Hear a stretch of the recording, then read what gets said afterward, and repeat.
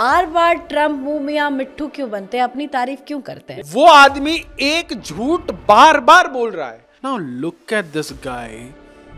अच्छे अच्छे लोग जो मोदी का पॉलिटिकल करियर बर्बाद करने आए थे वो स्वयं बर्बाद हो गए। और क्या आपको लग रहा है ये जो बातें चल रही है कि 15 to 16% अब टैरिफ आ जाएगा, ये पॉसिबल है? अमेरिका को अपना थूका चाटना पड़ेगा। I am so sorry to use such harsh word. आपने गली में ऐसा बच्चा देखा होगा कि कोई राह चलता अंकल उनको टॉफी पकड़ा दे और बोले कि बेटा पापा बोलो। तो हमारे देश में कुछ राजनेताओं की मनस्थिति ऐसी हो गई है कि वो जो है ट्रंप को पापा बोलने के लिए तैयार हैं। अगर देश के अंदर डेमोक्रेसी खतरे में होती तो इनका परिवार बेल पे नहीं होता, जेल के अंदर होता। नमस्कार, कैपिटल टीवी देख रहे हैं आप, मैं हूं आपके साथ पूजा। आज अमेरिका झुका है और भारत जीता है। वो अमेरिका जिसने भारत पर 50% तक का टैरिफ ठोक दिया था, अब खुद कह रहा है चलो डील कर लेते हैं। जी हाँ, खबर ये सामने आई है कि भारत और अमेरिका के बीच टैरिफ विवाद जल्द ही खत्म होने वाला है। 50% टैरिफ को बहुत ही कम कर दिया जाएगा। ये टैरिफ 50% से घटकर 15 से 16% तक आ सकती है और जल्द इसका औपचारिक ऐलान भी हो सकता है। और ये सब कुछ हुआ है पीएम मोदी के दम पर। पीएम मोदी ने दुनिया को दिखा दिया है कि भारत अब किसी की डिक्टेशन पर नहीं चलता। भारत अब सबसे पहले अपने हितों को देखता है। एक बात तो साफ है, टैरिफ विवाद पर मोदी सरकार की रणनीति बिल्कुल सटीक थी। ना घबराना, ना झुकना, बस सही समय का इंतजार करना। और नतीजा यही है कि अमेरिका को अपने ही टैरिफ पर रिवर्स गियर लगाना पड़ा। तो टैरिफ पर पीएम मोदी कैसे जीते, कैसे हार गए डोनाल्ड ट्रंप, और आखिर क्या चल रहा है भारत और अमेरिका के बीच में, आज इसे ही समझेंगे। जिस पर चर्चा के लिए मेरे साथ आज स्टूडियो में मौजूद है राजनीतिक विश्लेषक वेद शर्मा। सर, आपका बहुत बहुत स्वागत करती हूँ। नमस्कार। नमस्कार। क्या लगता है पीएम मोदी किस तरह से टैरिफ वॉर जीत गए? देखिए, प्रधानमंत्री मोदी के बारे में आज नहीं, आज से बहुत समय पहले डोनाल्ड ट्रंप ने ये कहा था कि prime minister Modi is a tough negotiator. अब आप सोचिए कि विश्व की सो कॉल्ड महाशक्ति का सबसे शक्तिशाली राजनीतिक पुरुष अगर ये बात कह रहा है जो अमूमन किसी की तारीफ नहीं करता, तो इसके तो कुछ तो मायने होंगे।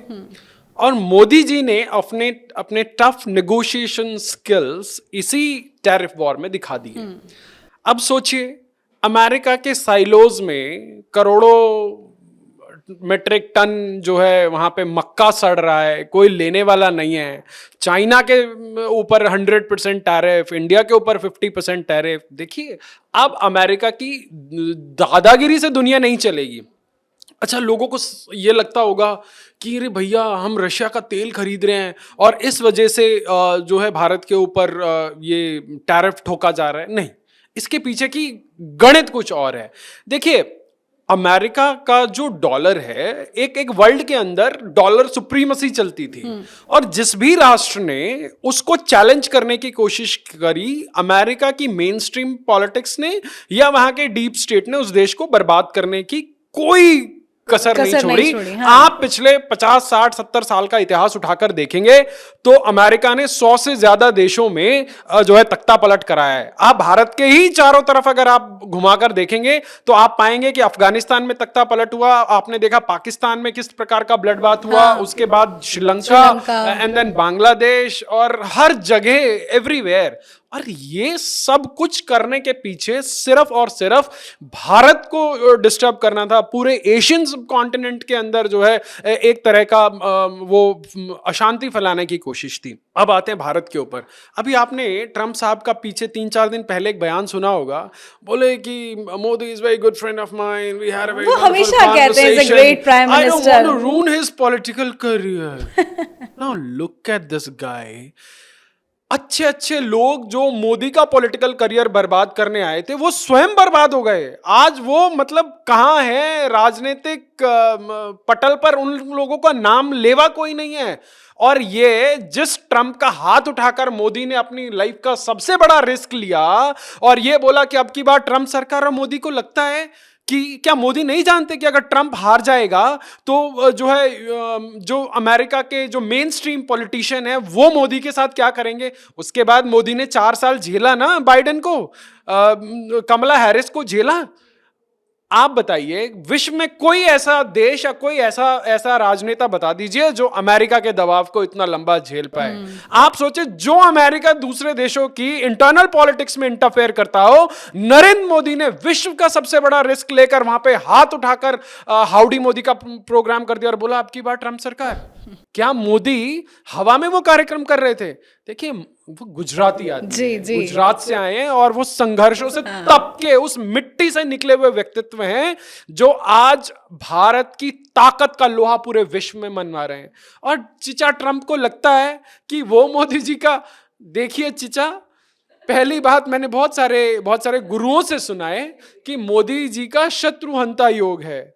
जो मोदी जी से दुश्मनी लेता है, पालता है, तो उन लोगों का अपना ही वर्चस्व समाप्त हो जाता है।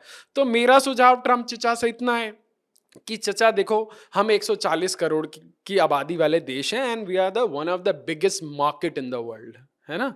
और आज की जो अर्थव्यवस्था है, जो आज की जियोपॉलिटिक्स है, वो इस टाइप की दादागिरी से नहीं चलती है। आज हम चौड़े में रशिया से ऑयल ले रहे हैं, रिफाइन कर रहे हैं और उसे यूक्रेन को बेच रहे हैं। यूक्रेन का सबसे ज्यादा डीजल इंपोर्ट किससे है? इंडिया से। यूक्रेन को तो कोई समस्या नहीं है, पूरा यूरोप इंडिया से तेल खरीद रहा है। किसको समस्या है सबसे ज्यादा?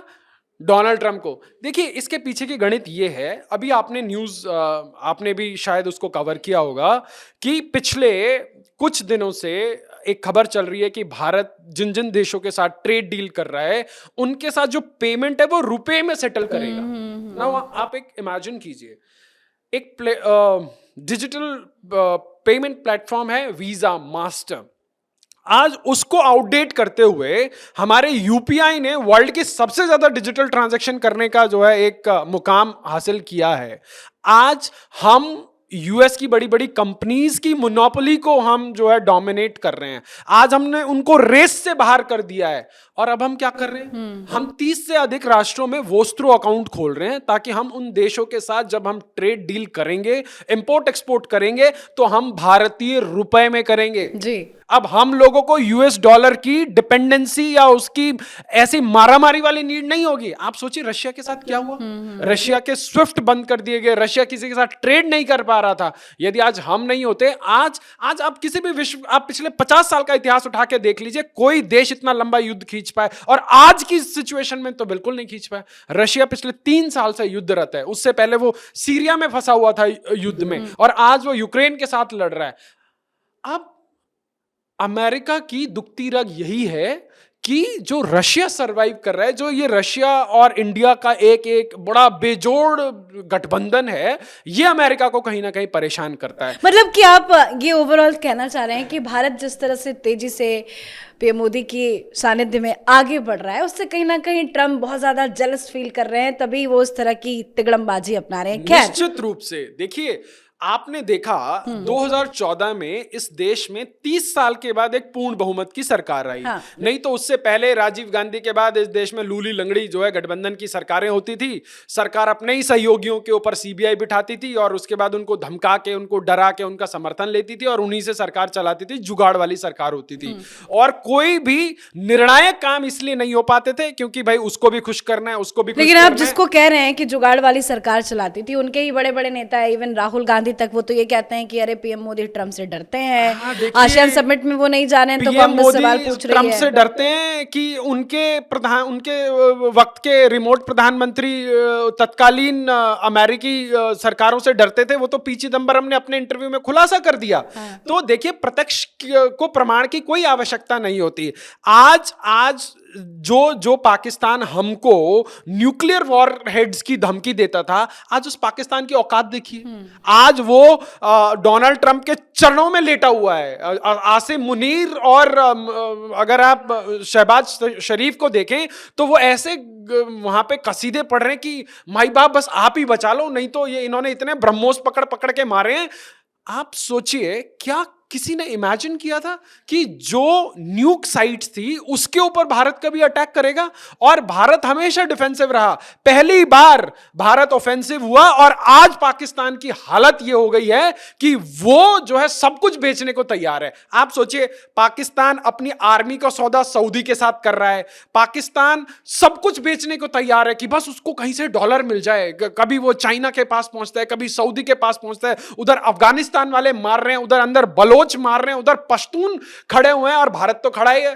भारत के प्रधानमंत्री, भारत के रक्षा मंत्री, भारत के सेना प्रमुख सब कह रहे हैं जी ऑपरेशन सिंदूर अभी बंद नहीं हुआ है। अब सोचिए कि नंगा नहाए क्या निचोड़े क्या वाली स्थिति पाकिस्तान की है। तो भारत ने अपना जो दमखम रौद्र रूप पूरे विश्व में दिखाना शुरू कर दिया। देखिए, हम एक ऐसी संस्कृति हैं, हम वसुधैव कुटुंबकम की बात करते हैं, पर पिछले 60-70 सालों से हमें एक अफीम पिला रखी थी कि कोई तुम्हें एक गाल पे चांटा मारे तो दूसरा गाल आगे कर दो। भैया ऐसा नहीं चलता है। अगर कोई आपको एक चांटा मारे तो उसका हाथ मरोड़ के जवाब दे दो कि उसकी हिम्मत दोबारा नहीं हो कि वो आपके ऊपर आंख उठा के देखे। और यही इसी तरह से जवाब पीएम मोदी दे रहे हैं, तभी पूरी दुनिया की नजर अब भारत पर है। हम टैरिफ पे बात करेंगे, लेकिन आप पाकिस्तान का आपने जिक्र किया तो क्रेडिट तो बार बार ट्रंप ले जाते हैं, हमने युद्ध रुकवाई, वो क्यों बार, ये तो अब क्लियर है, विदेश मंत्रालय की तरफ से भी कहा गया कि क्रेडिट किसी की नहीं है, लेकिन बार बार ट्रंप मुंह मियां मिट्ठू क्यों बनते हैं, अपनी तारीफ क्यों करते हैं? देखिए, ट्रंप आज की तारीख में विश्व के इकलौते ऐसे राजनेता हैं जो अपनी विश्वसनीयता मतलब दिन प्रतिदिन खोते जा रहे हैं। आप सोचिए, कोई दूसरे देश का आदमी आके बोले कि साहब आप बहुत महान आदमी हैं, आपने ये कर दिया, आपने वो कर दिया, तो समझ आता है। वो आदमी एक झूठ बार बार बोल रहा है, बार बार बोल रहा है। आप सोचिए, अभी परसों उन्होंने एक झूठ बोला कि मेरी प्रधानमंत्री मोदी से बात हुई है, और भारत सरकार के विदेश मंत्रालय के प्रवक्ता को आकर यह बोलना पड़ा कि जी कोई बात ही नहीं हुई, हमारी नॉलेज में तो कोई बात नहीं है। मुझे लगता है डोनाल्ड ट्रंप रात को सपना देखते हैं और सपने में उनको मोदी जी का फोन आता है और वो अगले दिन उठ के, क्योंकि जब हमारे यहाँ दिन होती है तो उनके यहाँ रात होता है, तो ये बड़ा बेचारे ट्रंप साहब के साथ बड़ी ज्यादती हो रही है, वो उनको सपने में भी मोदी जी आते हैं। तो ये इस प्रकार की बचकानी हरकतें सो कॉल्ड विश्व की सबसे बड़ी जो है सबसे ताकतवर राष्ट्र का अगर राष्ट्राध्यक्ष कर रहा है, तो मुझे लगता है कि ये एक विचारणीय विषय है। एक चीज और, ये जो खबर आ रही है कि नहीं टैरिफ पर अब जो डील है इंडिया और अमेरिका के बीच में वो फाइनल हो गई, क्योंकि लगातार बैक टू बैक कई मीटिंग्स हुई, दोनों तरफ की टीमों ने बातचीत की, और क्या आपको लग रहा है ये जो बातें चल रही है कि 15 to 16% अब टैरिफ आ जाएगा, ये पॉसिबल है? देखिए, वो आज नहीं तो कल आएगा। हाँ। और अमेरिका को अपना थूका चाटना पड़ेगा। I am so sorry to use such harsh word, पर आज की सत्यता यही है, क्योंकि अमेरिका अपने में सेल्फ रिलायंट नहीं है और उसकी बहुत सारी चीजों पे बहुत सारे देशों के ऊपर निर्भरता है। आज हमको अमेरिका का सिर्फ ब्राइट साइड क्यों दिखता है? आज हम अमेरिका के उन डार्क साइड की बात क्यों नहीं करते? आज हम अमेरिका के ऊपर बढ़ते हुए डेट की बात क्यों नहीं करते? उसके ऊपर चर्चा कोई क्यों नहीं करता है?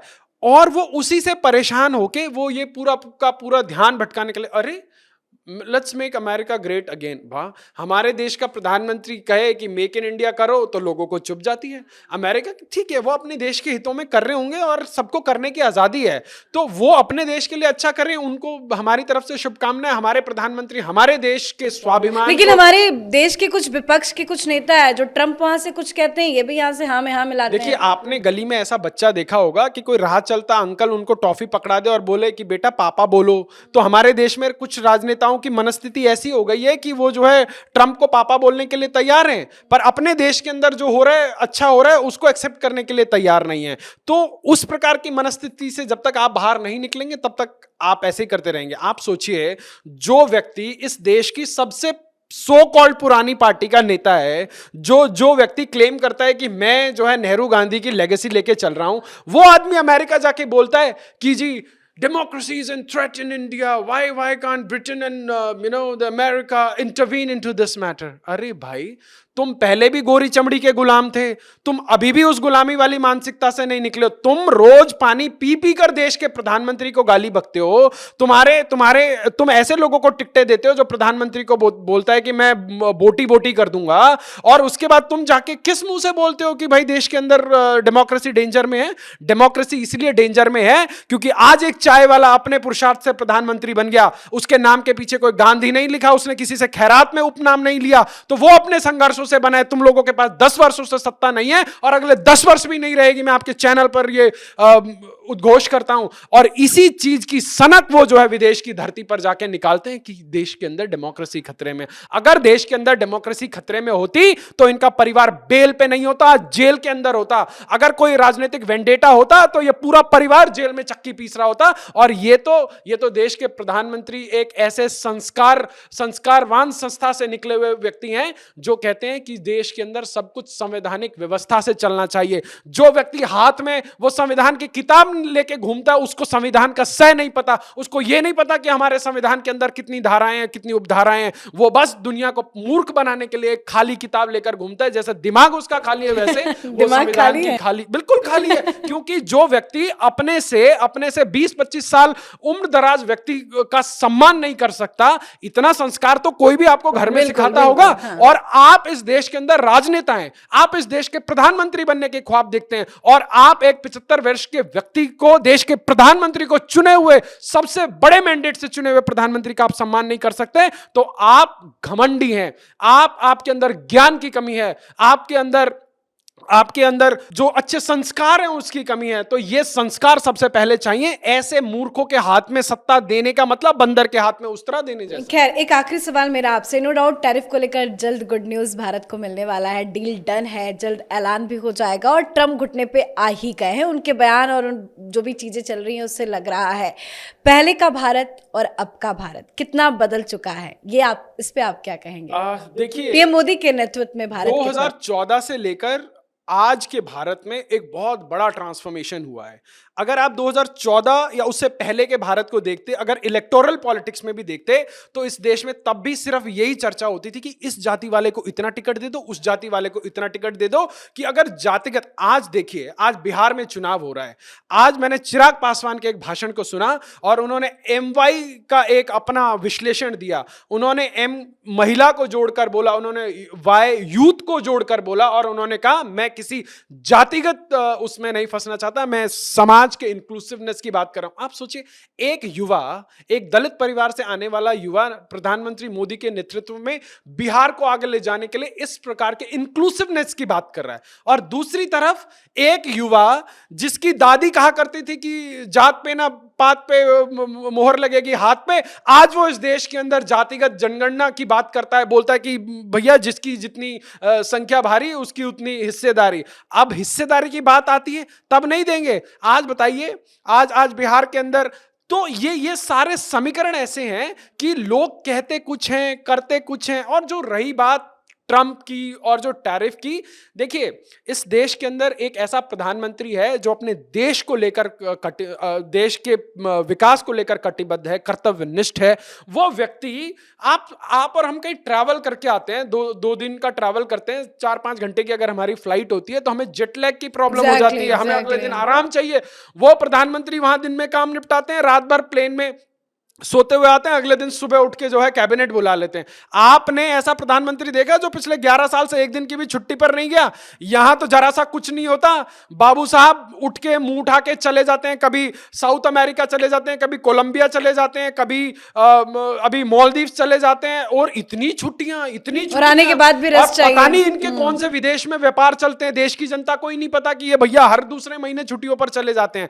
तो हमें गर्व है कि हमारा प्रधानमंत्री एक ऐसा प्रधानमंत्री है जो पूरे देश को परिवार मानता है। वो सिर्फ जो गिने चुने लोगों के बीच में घिरा हुआ नहीं रहता, और उसको चिंता इस देश के आखिरी पड़ाव पर बैठे हुए व्यक्ति की भी है। तो मैं आपको कह रहा था कि जो 14 से पहले का देश था, राजनीतिक पटल पर भी सिर्फ जात पात की चर्चा होती थी, आज वहां से निकलकर हम विकास की बात कर रहे हैं। आप सोचिए, देश को आजाद हुए 65 साल हो गए थे, देश के प्रधानमंत्री को शौचालय की बात करनी पड़ रही है, देश के प्रधानमंत्री को महिलाओं को गैस चूल्हा देने की बात हो रही है, देश का प्रधानमंत्री ये कहना पड़ रहा है कि भैया हम जो है आपको अब बैंक अकाउंट खोल के देंगे। 65 साल में इस देश में कांग्रेस ने क्या दिया जो आपको एक शौचालय बना के नहीं दे सका, एक बेसिक जो है सैनिटेशन का काम जो पार्टी नहीं कर पाई, वो किस गर्व से क्लेम करती है कि हमने ये कर दिया, हमने ये कर दिया। अरे भाई, जब हम कहीं पे जॉब करते हैं तो हमारी बेसिक रिस्पॉन्सिबिलिटीज होती हैं, जिसको KRA बोला जाता है, की रिस्पॉन्सिबिलिटी एरिया। अगर आप वो पूरा करते हैं तभी आप वो तनख्वाह के हकदार होते हैं। अगर आप वो अपने काम मंथ एंड मंथ नहीं कर पाए तो आपको तीसरे महीने लात मार के भगा दिया जाता है। ये ऐसी पार्टी है जिसने जो है पिछले 50-60 साल से तमाम घोषणा पत्र के अधूरे काम छोड़े। नरेंद्र मोदी इनका काम भी करे, इनका बैकलॉग भी भरे, उसके बाद जो अपनी घोषणाएं वो भी करे और वो भी पूरी ईमानदारी से करे। नरेंद्र मोदी इकलौते ऐसे प्रधानमंत्री हैं जो योजनाओं का उद्घाटन भी खुद करते हैं और जो है लोकार्पण से लेकर शिलान्यास दोनों स्वयं करते हैं। बिल्कुल, मतलब उम्मीद है कि जल्द गुड न्यूज आएगी। बिल्कुल बिल्कुल, जो देश इंफ्रास्ट्रक्चर के मामले में रेवोल्यूशनरी काम कर रहा हो। आप सोचिए कि 2014 से पहले इस देश में बमुश्किल 50,000 किलोमीटर का हाईवे हुआ करता था, आज 1 लाख किलोमीटर से ऊपर का हाईवे है। लगभग 70-75 हमारे पास एयरपोर्ट होते थे, आज 152 एयरपोर्ट हम लोग काम कर रहे हैं। आज एक्सप्रेसवे की लाइन लगी हुई है। आज हम कितनी तेजी से जो है देश को आगे बढ़ाने का काम कर रहे हैं। तो देश को आगे बढ़ाने के लिए निश्चित रूप से हमें इंफ्रास्ट्रक्चर पर जो है बल देना पड़ेगा। चाइना कैसे बढ़ा, माओ त्से तुंग के नेतृत्व में चाइना ने कैसे तरक्की हासिल की कि उसने अपने देश के अंदर जो है बेसिक इंफ्रास्ट्रक्चर को मजबूत किया, उसने मैसिव इंडस्ट्रियलाइजेशन किया। तो जो यूपीए 1 यूपीए 2 में इस देश के अंदर मैन्युफैक्चरिंग जो हमारा ग्रोथ रेट था वो बर्बाद हो गया था, नेगेटिव में चला गया था। आज मेक इन इंडिया के तहत धीरे धीरे उसको ट्रैक पे लाया जा रहा है। आज हम वर्ल्ड में डिफेंस एक्सपोर्ट के लीड कंट्रीज होने जा रहे हैं। आज अभी ब्राजील के साथ हम एक बहुत बड़ी डिफेंस डील कर रहे हैं। शायद मेरे ख्याल से वो भारत के इतिहास की एक लेकिन दुख की बात यह है कि ये सारी उपलब्धियां जो हैं वो कांग्रेस पार्टी को नजर नहीं आती। टैरिफ पर भी मैं नहीं भी चाहता कि उनको नजर आए, क्योंकि सावन के महीने में जिस भैंस की आंख फूटती है उसको 12 मास हरा दिखाई देता है। तो ये कहावत कांग्रेस के ऊपर फिट होती है। देश के अंदर लोगों को दिख रहा है और देश की जनता भर भर के नरेंद्र मोदी जी के नेतृत्व में भाजपा को प्यार दे रही है, हर इलेक्शन में दे रही है। लगातार तीसरी बार जीते हैं और हर राज्य का चुनाव जीत रहे हैं, तो जनता का विश्वास कायम है। चलिए, बहुत बहुत धन्यवाद, आप आए, इतना आपने वक्त दिया, बहुत बहुत धन्यवाद। तो ट्रम्प चाहे जितना अमेरिका फर्स्ट बोले, लेकिन दुनिया जानती है कि इस वक्त मोदी फर्स्ट चल रहा है। ट्रम्प को भी समझ आ गया है कि भारत को नाराज करना अब किसी भी देश के हित में नहीं है, क्योंकि आज भारत केवल एक बाजार नहीं बल्कि एक शक्ति है, एक ऐसी शक्ति जो वैश्विक अर्थव्यवस्था की धुरी बनती जा रही है। और यही तो मोदी की असली कूटनीति है, बिना धमकी दिए सिर्फ ताकत से इज्जत कमाने की कूटनीति। अमेरिका का सरेंडर सिर्फ एक व्यापारिक डील नहीं, ये उस आत्मनिर्भर भारत की पहली झलक है जिसने दुनिया को दिखा दिया कि भारत अब आदेश नहीं लेता, भारत अब समझौते करवाता है। तो आपकी भी क्या कुछ राय है, कमेंट करके लिखिएगा। देखते रहिए कैपिटल टीवी। नमस्कार।